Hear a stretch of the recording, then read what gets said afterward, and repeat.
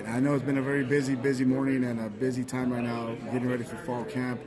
Heading into your fourth year now, how have you progressed from year one to now coming to year four? Yeah.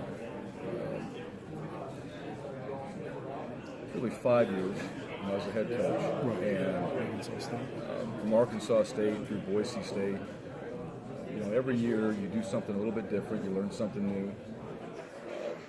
You go back to things that you used previously that you thought you should have tweaked, but realized that they were actually the proper way to do it.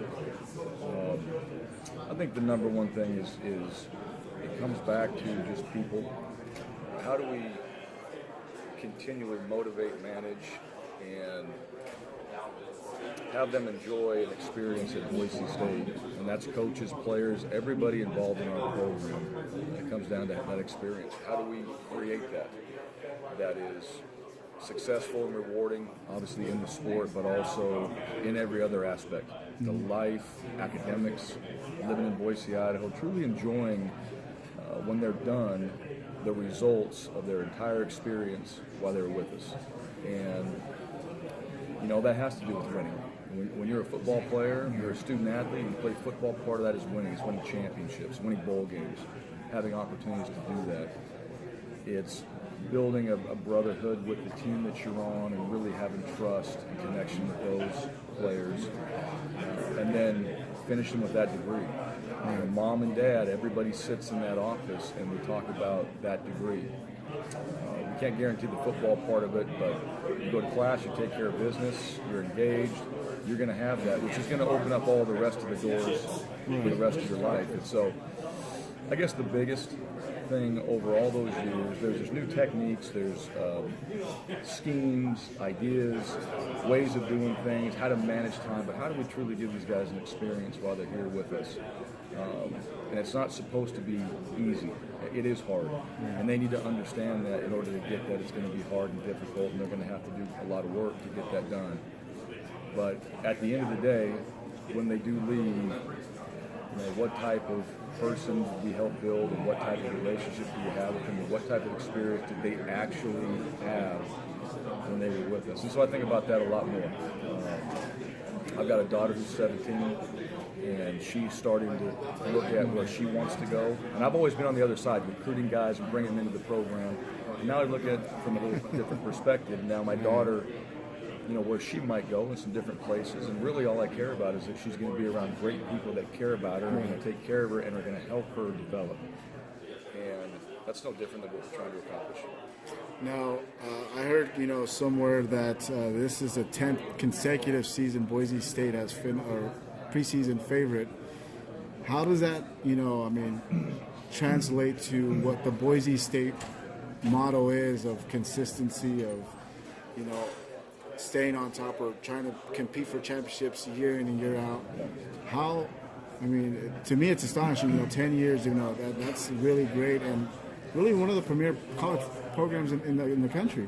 You look, since 2000, Boise State is number one in winning percentage and just constantly winning year in year out. How do you keep that momentum going? Well, with all due respect, how we're picked in the preseason, that doesn't matter. Number one, number five, last, not even in the conversation. You got to go out there and prove it. That's the beauty of the sport. Every single week you got to go out there and play on Saturdays or whatever day we play, and you've got to get the job done for 3.5 hours. That's the fun part. That's really where I think the challenge comes in with every coach, player, everybody involved, is how do we get this done? All right, when it counts. And we've had consistency throughout the years of winning. That goes back to a lot of great coaches that have been at Boise State, a lot of great players that have been at Boise State, a culture that's been established at Boise State. And so, kind of like we're talking before, the people, it goes back to that. What type of people do we have? What type of experience are they actually experiencing? And the results seem to follow when you can do that, if you do it the right way. Our goal is to continue to be one of the better teams in our conference and win a championship. That's every single year. To be one of the better teams in college football and to do it the right way, like we had discussed. So I'm excited for our guys. I think that's one of the things why you come to Boise State. You want to have an opportunity to continue that success, to be a part of that success, to leave your legacy. But you got to do it. That's the bottom line.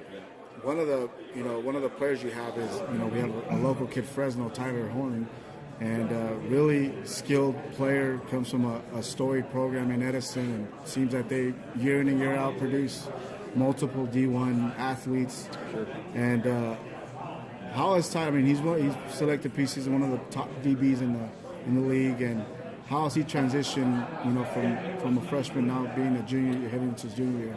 Yeah.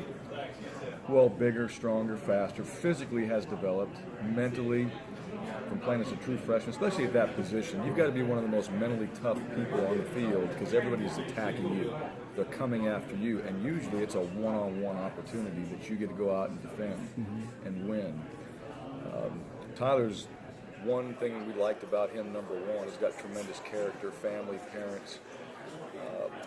He's just a fantastic person. He brings a work ethic, he brings an attitude, he brings a smile, and really fits our culture, but also has enhanced our culture. I'll say that, just with his whole entire approach ever since he's been here. It hasn't changed. He's about as consistent as a person as we've had, and we hope that translates into better performance for him as he develops his skills and the football side of things when he goes out there and plays. But as a member of our program, tremendous. We hit a home run with him and feel like the program he's come out of, they have success. We're in alignment with some of the work that needs to be done in order to be a successful person. And he understood that. So when he came into our culture, it wasn't a shock. Some guys have a shock. He comes in, all right, I understand this. It's different. It's harder.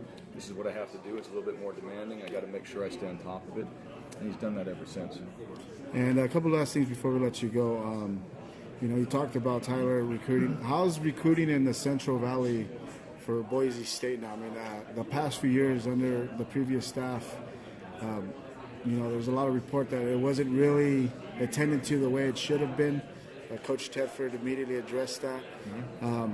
How have you and Boise State in general, because there's a lot of Mountain West, all the Mountain West coaches are coming now to the Central Valley. How is that a hotbed for recruiting now, especially for Boise State? Yeah, it's always been for us. California is our number one out of state. We're going to start in Idaho, but our number one out of state is going to be California, and we try to saturate that with all of our coaches, and we just feel like it fits. The Central Valley too, the players there, the families there, when they get a chance to come to Boise, Idaho, it fits. I think they see an opportunity for their sons. They're going to, obviously the football part of it, that's something that kicks everything off in recruiting, but they're going to be in a great place to live. They're going to have an opportunity to be around coaches that care about them. They're going to have a chance to get a great college degree. And the coaches that we've built connections with in that area, regardless of whether they think the kids should go somewhere else, they're honest with us. They're going to tell us, hey, we think they know kind of who our kind of guys are. Hey, this guy's going to fit. And I think our coaches just do a tremendous job of being genuine in their relationships and letting coaches know this is what we're looking for. There's very little gray. Like, this is the type of guy, and if you have one of them, we want to make sure that we get a chance to get our name in the hat and be able to recruit him.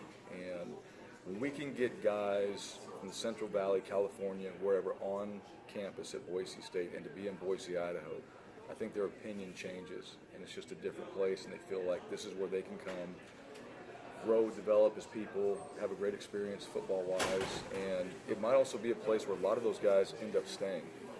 Boise's a place a lot of guys are end up like to live when they're done. And then you're speaking on your coaching staff, you had Eric Hiso now, who was at Fresno State last year, offensive coordinator, interim head coach. Coach Key's awesome for what he did at Fresno State. As difficult a situation it was, and he mounted the ship as he could. And now you have him at Boise State. How has that been a factor for you and Sure. just coaching wise? Sure. Well, Eric, I've known Eric, and he's been kind of in our coaching family as a friend. With a lot of guys on our staff. And I actually talked to Eric, before he went to Fresno, as for an opportunity at Boise State, and he had a good situation at Fresno. Obviously got put into a position You know, as an interim head coach, that's always going to be difficult, but did a great job. And you know, Keese is one of those guys, very humble, understands, you know, what he needs to do, how to treat people, how to deal with people. I think that's one of the best things. You know, why? And I also think as an interim did a great job as the interim head coach. He could deal with people and deal with players. But to have his expertise as a coordinator on our staff, to be coaching the wide receivers, but also be a guy that can sit in that offensive staff room. He's run it. He's been around it. He's been a head coach. So I know when you're around guys like that, and I can see it with him, there's a maturity level in the profession, a very low ego, high output level that he brings to the table. And last thing before we let you go, your first year head coach at Boise State, you guys went to the Fiesta Bowl. And Fiesta Bowl's going to be this year for, you know, if Mountain West should run the table, they go to the Fiesta Bowl this year. Boise State's going to be in the conversation. I mean, it seems like Boise State, Fiesta Bowl are always been a match. Yeah. I'm not trying to predict here, but I mean, is that something you're looking forward to? It's so far out. Right. I'll say this, not to get into anything about our season, but I will say that Fiesta Bowls, from having a chance to be in those games, first class, unbelievable people, unbelievable how they organize it and have everything set up. It is one of the premier bowl games that there is, and whoever gets to play in it, you know, that we've had our opportunities and we've had success, and it's because of just, I think, the way they've done it and the way our guys have responded to how they've been treated there. So I'm always excited about that game. You know, as far as what it applies for us, too early to tell.